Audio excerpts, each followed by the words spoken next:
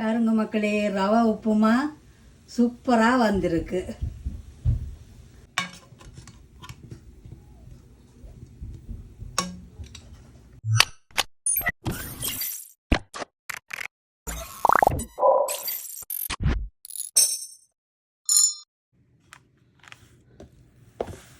வறுத்த ரவை.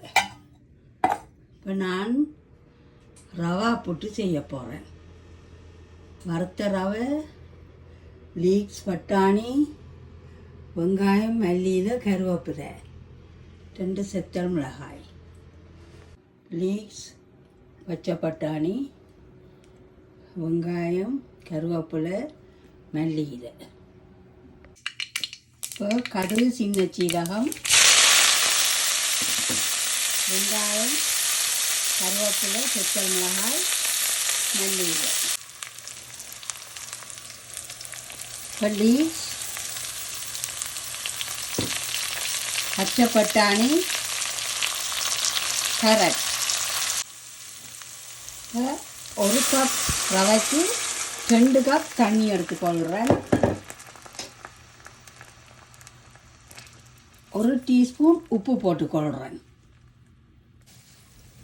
இப்போ மிளகறியெல்லாம் அவிஞ்சிட்டுது.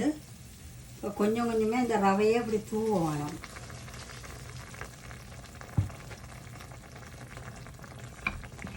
தூவி தூவி இப்படி கிளற வேணும்.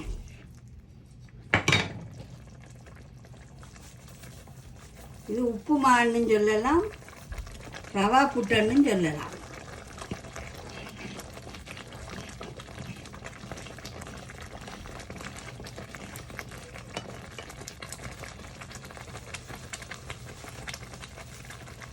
இப்படி கொஞ்சம் கொஞ்சமாக தூவி தூவி 1 கப்புக்கு 2 கப் கரெக்டாக வரும். ஏற்கனவே உப்பு போட்டுட்டேன். இதுதான் ரவா உப்புமா.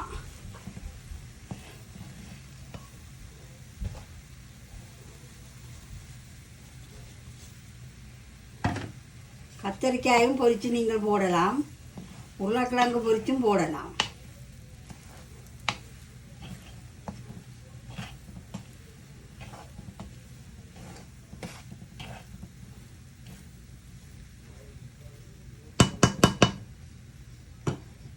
பாருங்க, ரவா உப்புமா ரெடி.